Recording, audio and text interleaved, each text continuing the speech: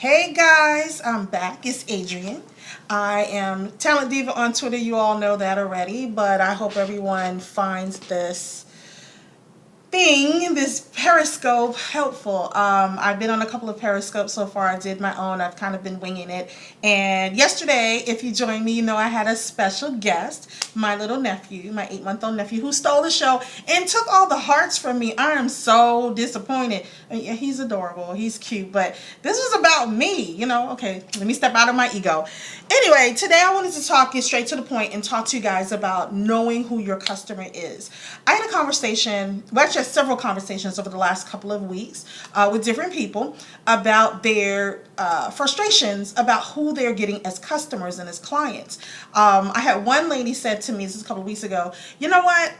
The people that I'm getting, they need my services, they need me, and they want to work with me, but they always say they can't afford me. I don't understand what the problem is. Then I had another one that said, I have people that, they just turn off. They just keep saying, not now, I don't want to do it, I don't want to do it, I'm not ready, maybe I'm not the one. And here's the thing about that. They were targeting the wrong people. Now, I don't want to talk about the whole, customer targeting and geo-targeting and all of that stuff, that marketing stuff I don't want to talk about. What I want to talk about is getting to the strength of your revenue. Because if you don't have the right customer, you will not make any money. That's point blank. You can have the bomb-ass service, you can have a kick-ass product, but if you don't get it in front of the right people, you will not make money. And in business, as an entrepreneur, if you don't make money, you don't eat. And if you don't eat, you starve. And if you starve, then you have no business. So that's just the point blank bottom line to it. So let me get a little bit into what I'm talking about. So back when I started, I've had several companies. You guys know, some of you guys may know that. I've had several companies over the years. When I first started my very first business, I was green as can be. I did not know anything about running a business. I didn't know about marketing. I didn't know about any of that. I knew how to recruit. But over the years, I've learned and I've evolved and I've grown and I got the training and the expertise that I needed. And fast forward to Empower Me. I gotten a little frustrated or burnt out on recruiting. Not even frustrated. They keep pulling me. I'm like, what is it, Michael Corleone from The Godfather? Every time I get out, they pull me back in. They always pull me back into recruiting. Introduce yourselves. I want to see who's here. I see some people are on and I see the little man lit up with numbers, but say hi. Tell me who you are. Tell me where you're from. Tell me what your business is. Thank you for the hearts. Yeah, keep the tap going on. Now I know how to do the hearts. But when I started Empower Me, I didn't know who my customer was because I didn't know what my business was. I didn't know what I wanted to do. All I knew is that I wanted to help Black women entrepreneurs. Hi, Christina from Houston. I did not know what I wanted to do. All I know is I wanted to help entrepreneurs. Today I can say I'm more refined. I know who my customer is, but this is just giving you some back history. So I was frustrated when I said, I'm going to be that resource for all Black women entrepreneurs. That's it. That's who I want to be.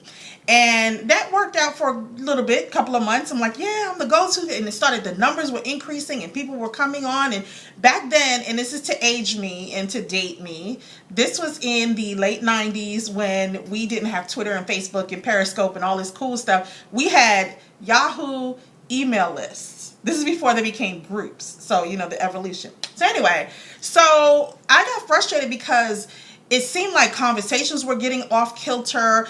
People were focusing on careers. People were focusing on business and entrepreneurship. Nobody, there wasn't any cohesiveness there. And I had trouble tailoring my message. So then I said, you know what, let's refine this. And fast forward, I refined it to women entrepreneurs. Still wasn't good enough because you had different levels of entrepreneurs. You had startups, you had people who had been in business a few years, then you had the veterans who had like 10 plus years in their business. So I say that I share that with you because you have to know going in that if you cast a very wide net, your return is very little. It's kind of like if you've done that funnel thing that they talk about with email marketing and lead pages and all that good stuff that I let my assistant take care of, that I don't focus on too much. But if you heard of that, it should get all of these people into your funnel, So you got all these hundreds of people in your funnel asking for email, getting your freebie, whatever you're offering for free. That's how you get people in. Then you start sharing content and filtering it down and filtering down and filtering down. And then eventually your funnel comes to leads. You'll get maybe 20 leads. Maybe 100 people came into the funnel, 20 people became leads, and then only 5 people converted. That's a lot of work and a lot of time. My thing is, that's beautiful if you have the time to do that. Here's where I am in my business. My business is when people come to me, and I have one person here who was a former client of mine that I saw already, but she can attest to this. When people come to me, they absolutely positively know what they need. They know what stage they are in their business. They know what level of complexity they're going through, and they know what problem they need solved. A lot of times we look at, let's just be in the just be the be all end all solution to all clients and all customers, and that way we can serve everybody and we're not leaving anyone out. And guess what? We'll make a lot of money. But guess what? You don't make a lot of money. That's the problem, because people go too broad, and they feel like, especially when you're starting out, they feel like if I alienate someone, then I'm not going to be able to get that person as a client, and I'm not going to be able to make money. So here's what I do. I focus on the people who need what I have, what I do, what I provide, the results that I get for my clients. That's what I focus on. And this is what you should do too. So let's say you have a comb business, hair styling comb business. I'm just taking this from, I saw this on something, I think it was Tyra Banks or something. A lady came up with a way to, I don't have a weave, so I don't know if this really works, but she has this comb, this specialty made comb that you can use to kind of scratch in between and not mess up your weave. Now, if she went on and put that out there to all women, she's really not really going to cast a wide enough net. She's going to cast a too wide net, and she's not going to get the clients and the customers that she's supposed to be targeting. So she's kind of shouting her message out there to everybody. Hey, I have this comb. This is what it does. Buy my comb. But if she targeted her emails, her marketing, her message, her social media strategy, and her own personal story. You know, I'm a woman who has weave, and not me personally, I'm just saying what she was saying. I'm a woman who's, had weave and had to worry about, my head is itching and I need a good way, a tactful way to get in there and scratch it covertly so nobody sees what I'm doing. And if she shares her story about how she came up with it, there are going to be people that she connects with instantly. Automatically connect with, and that's how she gets to the people to come in to buy her product. Now, same thing with the store, with a service. Why is it that I can consult people about business growth? Because I've done it. I've done it many times. I've done it for clients. I've done it for myself with multiple businesses. So I've walked the walk. So my best effort is put forth in helping those people who want to grow, who are ready. Now, let's differentiate here. You can have Sally who says, I'm a small business owner. I have this business. It's just me. I do consulting. One day I really would love to grow. I really would love to have more employees. I would love to expand my business, but I'm just not ready right now. Well, okay. I know that person's not my client, so I'm not going to chase her to convert her. And that's going to be a point I touch on in a minute and share a story about that as well. So my point is, you have to listen to what the customer is telling you and what they need. If you are the person to fulfill that need, then by all means have that conversation. But if it shifts to where you are chasing down this customer to jump through hoops, to prove, to beg that this person should work with you, you're fighting a losing battle. Because what's going to happen is it's going to take you a lot of input, a lot of time, a lot of meetings, a lot of talking, a lot of back and forth before you even can convert this customer. But when you find somebody that's ready, that says, you know what, I need this problem solved right now, you're more likely to close that deal. I'll share a story, a recent story that I have. I took a client, it was a referral, and I didn't do my due diligence, and that's wrong because you know me, you guys know I'm very thorough, and I never take clients that I don't think I can help or who aren't ready. Well, I took a client who obviously was not ready, and it's not a bad thing. It's not bad on them. They just were not ready for what I had in store for them. And we worked together all of a month.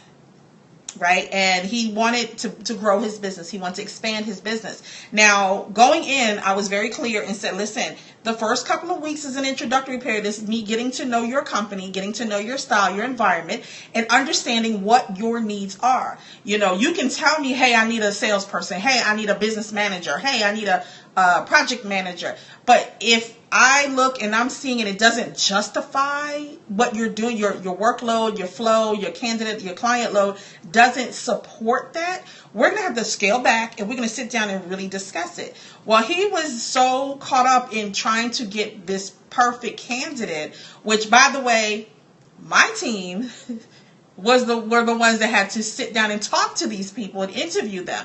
So it wasn't very fun, you know, but it was one of those things where they were not ready because they didn't understand what their needs were, and they did not understand the severity of what I was planning for their business.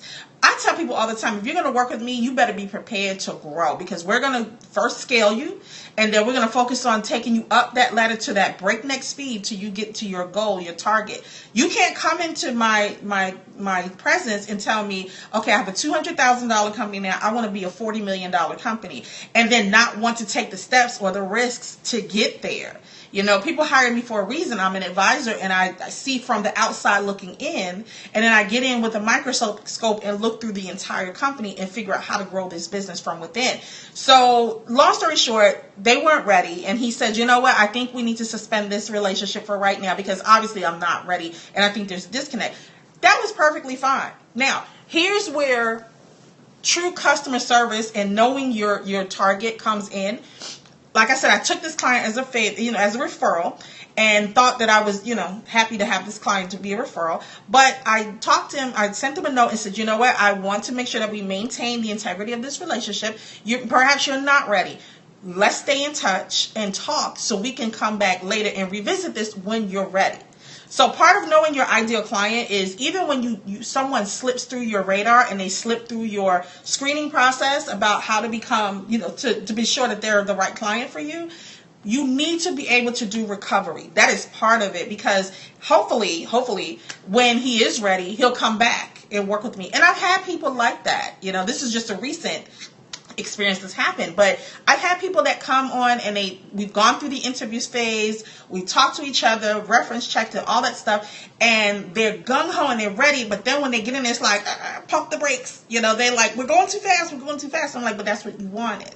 So you have to be, with your customers, with your clients, you have to be very clear and very specific. That starts with 1, knowing who they are, 2, knowing where they are, 3, knowing how they consume content to understand and make decisions about the things that you offer, and what are your competition doing to woo them? How are they getting them to work with them?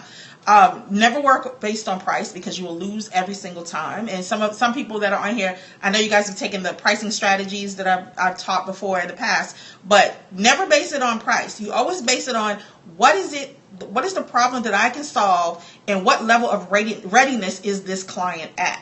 That is how you focus on creating the best customer experience and making sure that you have your funnel, if you want to use that, filled with mostly qualified people that you can go back to and say, you know what, we couldn't work together now, but let's revisit in 6 months. Or 6 months from now, you can say, you know what, I know you consumed some of my content, you love what I had to say, and you weren't ready at the time.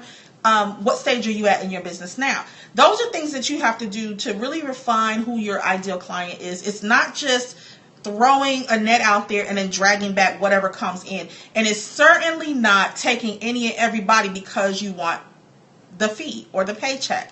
So be very specific and intentional in the type of clients that you're looking for. Make sure that you understand what their needs are and how you can fulfill that need.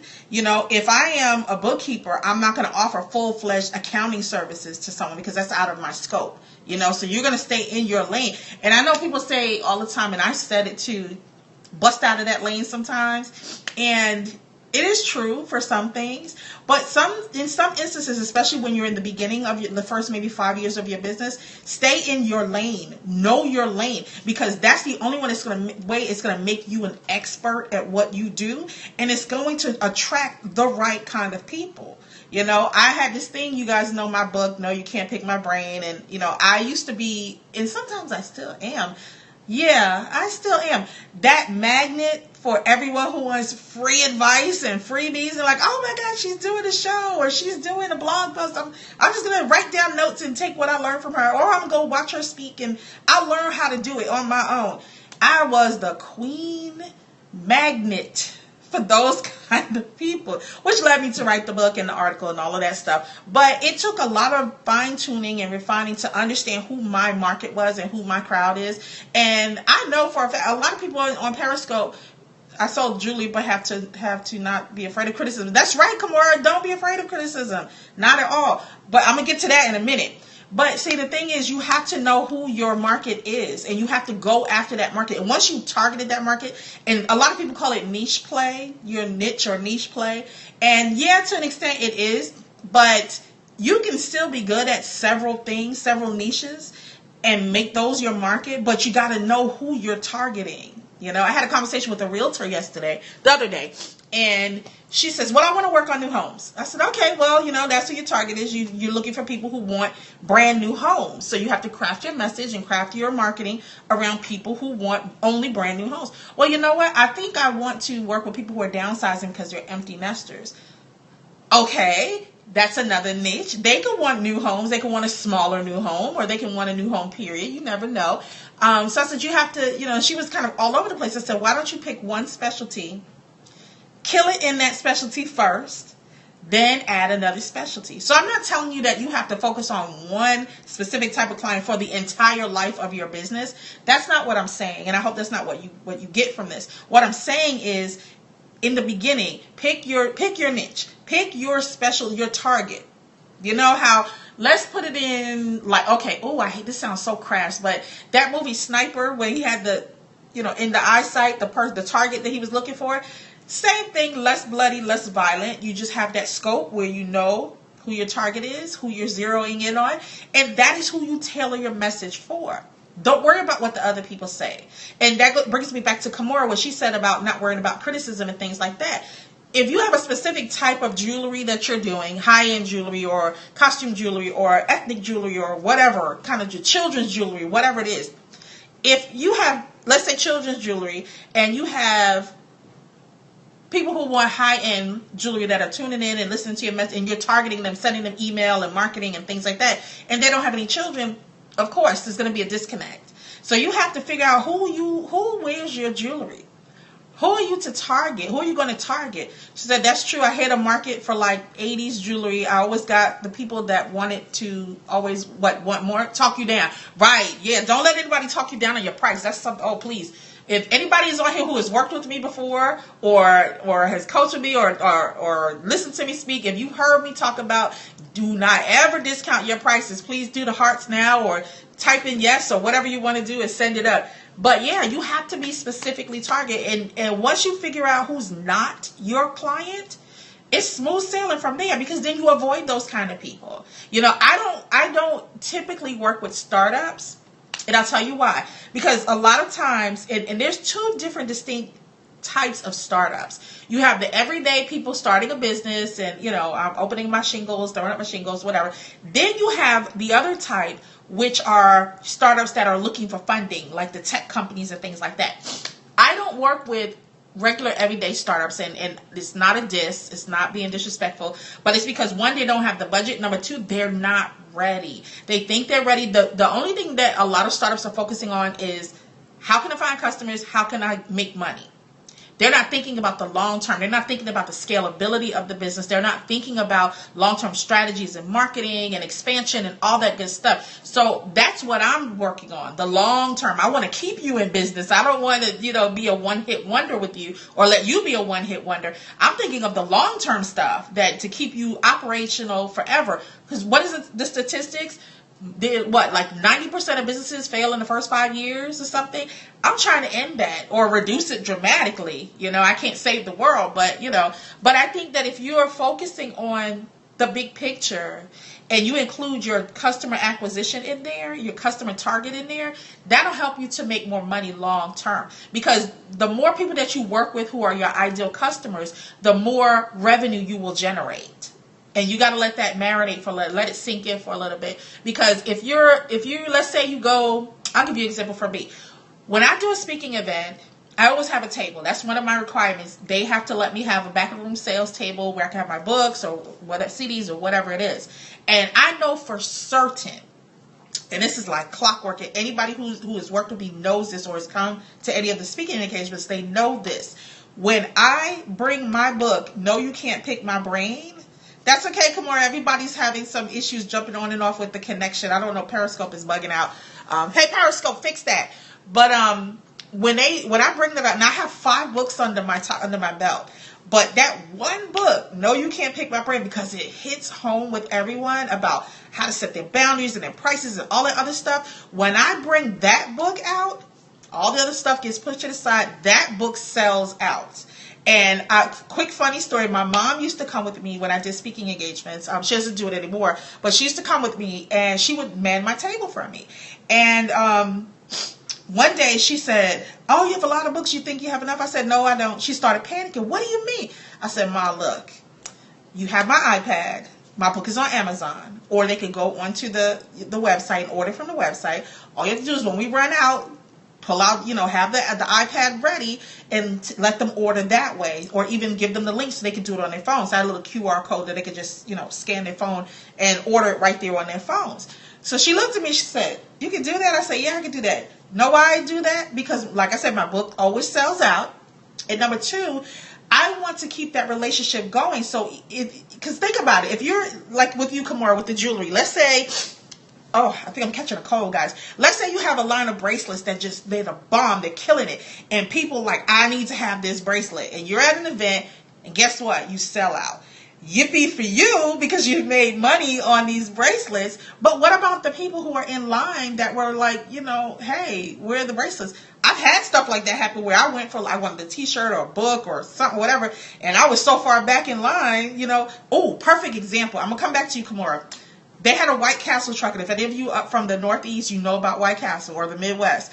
And I went, my mom says, "Hey, come, they have this White Castle truck. They're going to be open till 9 o'clock. So we got there about maybe 6:30, 7 o'clock or whatever, pushing our luck, and the line was long. So the guy went through the line, he's counting. He says, "Okay, you," the guy in front of my mom, you're the last person because we're shutting it down. That's it. That's all we can take." Well, we had a long line behind us, and let me tell you, honey, they were not happy. People started getting pissed off. They cursed out, and they start tweeting, and White Castle is no fair.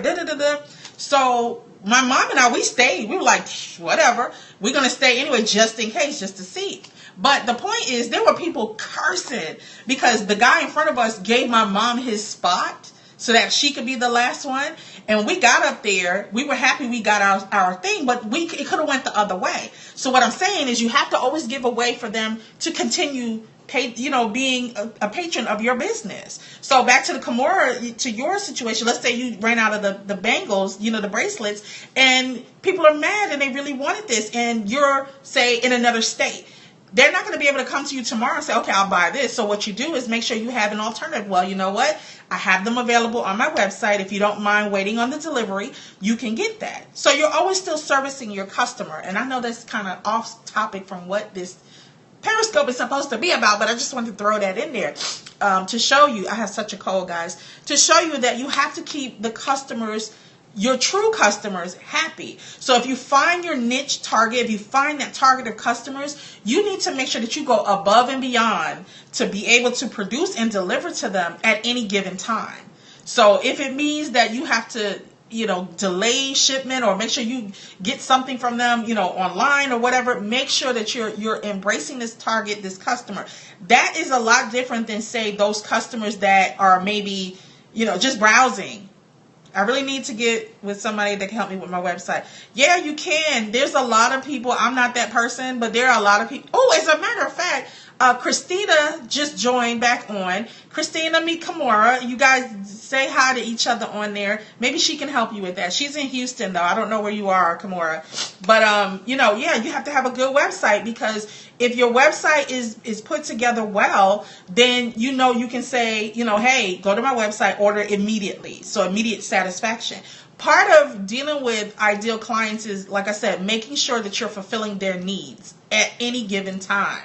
It's a little different when you're in a service business, but you can always If you can't handle, if you can't talk with them, or you can't, you're booked up and you don't want to make them wait, that's when it's good to have a good, solid partner in place, like a JV partner or a referral partner, so that you may not be getting the entire fee, but you're getting something. There she goes. More information is celebrateandcommunicate.com. See, this is what I love about Periscope. You bring people together, you connect them.